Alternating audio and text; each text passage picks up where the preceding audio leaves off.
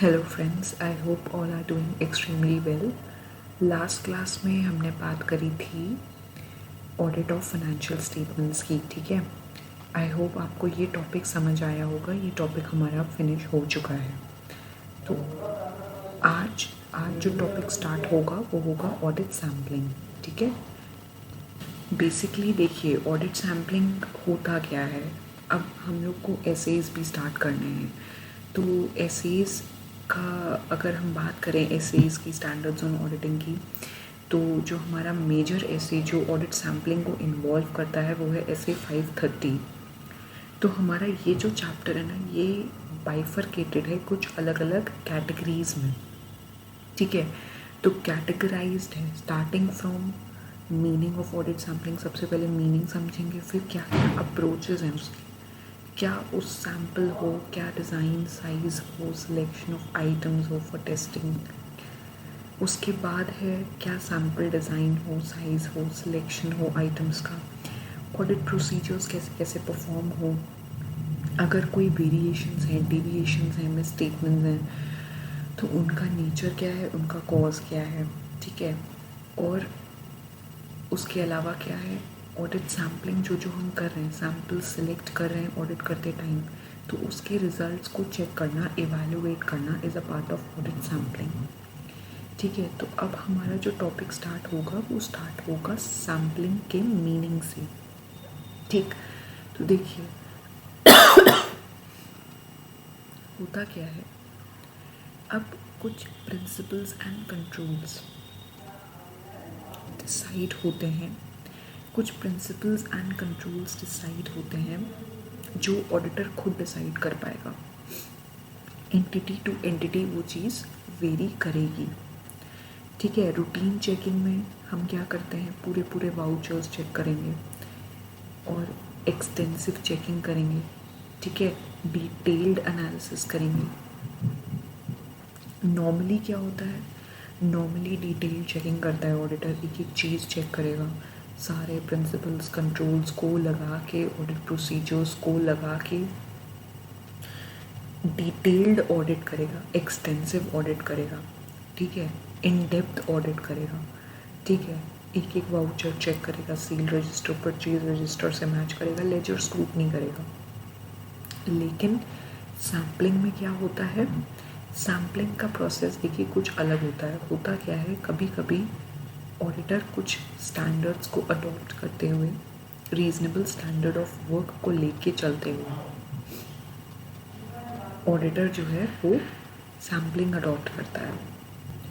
जब auditor sampling की theory adopt करता है तो उसके बेसिस पे वो फेयर ओपिनियन भी दे पाता है, कंक्लूजन्स पे भी आ जाता है। क्योंकि ऑडिटर जब सैम्पलिंग करता है तो वो हर एक चीज़ चेक नहीं करता है, वो एक सिलेक्टिव आइटम उठाता है चेकिंग करने के लिए। ठीक है, तो सिलेक्टिव आइटम उठाने के लिए उसे ऐसे 530 फॉलो करना पड़ता है। बेसिकली ऑडिट सैम्पलिंग का मतलब क्या होता है, ऑडिट प्रोसीजर्स अप्लाई करना और ऐसे पॉपुलेशन पे, ऐसे सैम्पल पे अप्लाई करना जहाँ पे 100% से कम आइटम्स पे चेकिंग होगी। ठीक है, यानी कि जैसे एक बहुत वास्ट कोई हेड है, कोई यूनिट है, उसका उसमें से एक मान लीजिए 10% उठाना, 25% उठाना। ठीक है, डिपेंड करता है किस पे, सैम्पल जो है वो डिपेंड किस पे करता है, सैम्पल डिपेंड करता है ऑडिटर के प्रोफेशनल स्केप्टिसिज्म पे। कितना सैम्पल उठाना है, कितना नहीं उठाना है, कितना परसेंटेज होना चाहिए, कितना नहीं होना चाहिए, वो ऑडिटर खुद डिसाइड करता है। ठीक है, तो सबसे पहले यहाँ बात करेंगे हम लोग स्कोप की। ठीक है, स्कोप क्या है ऐसे 530 का, तो ऐसे 530 जो है ऑडिट सैम्पलिंग पे बेस्ड है। उसके दो बेसिकली पॉइंट्स आते हैं, statistical sampling and non statistical sampling. ठीक है, एक तरह से ऑडिट सैम्पलिंग दो तरह की होती है, स्टैटिस्टिकल, नॉन स्टैटिस्टिकल। ठीक है, तो इसमें जो है ऑडिटर क्या है, पहले तो देखता है कि कौन सी तरह की सैम्पलिंग करनी है, फिर डिज़ाइन या सिलेक्ट करने से पहले वो ऑडिट सैम्पल देखेगा, टेस्ट ऑफ कंट्रोल्स परफॉर्म करेगा और रिजल्ट्स देखेगा, और उसके बाद वो चूज़ करेगा कि स्टैटिस्टिकल सैम्पलिंग हो या नॉन स्टैटिस्टिकल हो। ठीक है, SA 500 क्या कहता है? SA 500 क्या कहता है? SA 500 डील करता है ऑडिटर की रिस्पॉन्सिबिलिटी के बारे में, कि ऑडिटर जो है वो सफिशिएंट अप्रोप्रिएट ऑडिट एविडेंस लेगा ताकि वो कंक्लूजन्स ड्रॉ कर सके और ऑडिट रिपोर्ट पे अपना ओपिनियन दे पाए। तो यहाँ पे पूरा रोल ऑडिट एविडेंस का है, क्योंकि ऑडिट सैंपल जो ऑडिटर सेलेक्ट करेगा उसके बेसिस पे वो ऑडिट एविडेंस उससे जुड़ा हुआ होगा। ठीक है, यानी कि ऑडिट एविडेंस उसको ऑडिट सैम्पलिंग से ही मिलेगा। ठीक है, तो इसमें ना सबसे ज़्यादा रोल होता है पॉपुलेशन का। पॉपुलेशन मतलब इंटायर सेट ऑफ डेटा जिसमें से सैम्पल सेलेक्ट होता है, जिससे ऑडिटर कंक्लूजन्स निकालता है, अपना ओपिनियन देता है। तो ऑडिटर ऐसे सैम्पल सेलेक्ट करे, इस वे में करे कि उससे उसको पूरा ऑडिट एविडेंस ऑब्टेन हो जाए, पूरी अपॉर्चुनिटी मिल जाए ऑडिट एविडेंस ऑब्टेन करने की। नहीं तो फिर ऑडिटर की जो सैम्पलिंग की परसेंटेज डिसाइड होती है, सैम्पल साइज डिसाइड होता है, वो गलत हो जाता है। ठीक है, तो बहुत ही सोच के डिसाइड करके ऑडिट सैम्पल सेलेक्ट किया जाता है किसी भी फर्म में, कंपनी में, कोई भी ऑर्गेनाइजेशन में ऑडिट करते टाइम। जैसे ऑडिट सैम्पल सेलेक्ट करना है, डिसाइड करना है, तो उसमें सबसे पहला जो क्राइटेरिया है वो है पॉपुलेशन का। पहले पॉपुलेशन डिसाइड होगी, उसके क्या फीचर्स हैं, पहले पॉपुलेशन देखो, उसके बाद ही आप ऑडिट सैम्पल डिसाइड कर पाओगे।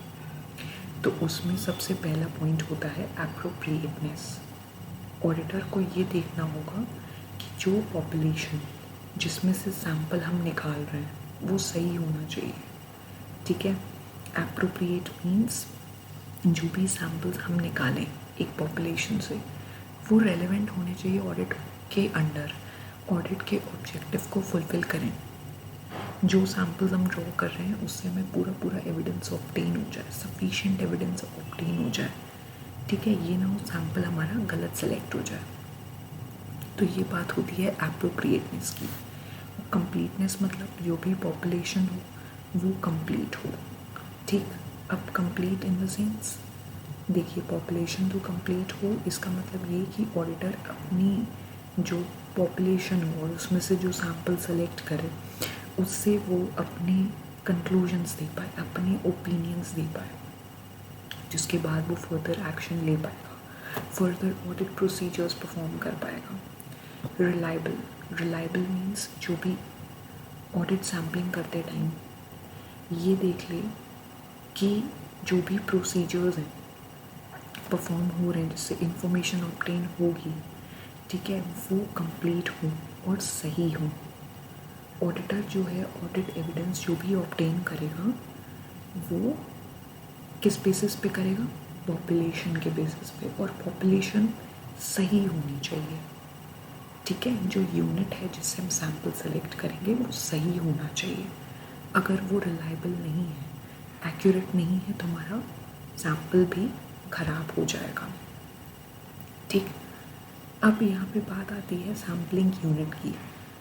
अब देखिए धीरे धीरे हम इस टॉपिक में प्रोसीड कर रहे हैं। ठीक, सैम्पलिंग यूनिट्स का मतलब क्या होता है? जो आइटम्स इंडिविजुअल आइटम्स होते हैं, इंडिविजुअल जैसे यूनिट्स हो गए और वो पॉपुलेशन को बना रहे हैं, वो होते हैं सैम्पलिंग यूनिट्स। ठीक है, तो सैम्पलिंग यूनिट्स का भी एक अलग कॉन्सेप्ट है जो कि हम नेक्स्ट क्लास में कवर करेंगे। आज के लिए इतना ही, हम अपना नया टॉपिक स्टार्ट कर चुके हैं। अगर आपको कोई भी कन्फ्यूजन हो तो प्लीज़ मुझे कमेंट बॉक्स पे लिख के भेजिए, या फिर इंस्टाग्राम के पेज पे DM भी कर सकते हैं by the name C Jyoti tutorials. हमारी आज की क्लास स्टार्ट हो गई है। इंट्रोडक्शन ज़्यादा कुछ कवर नहीं किया है, नेक्स्ट क्लास से हम पूरा डिटेल में देखेंगे। ठीक है, तो that's all for today, thank you.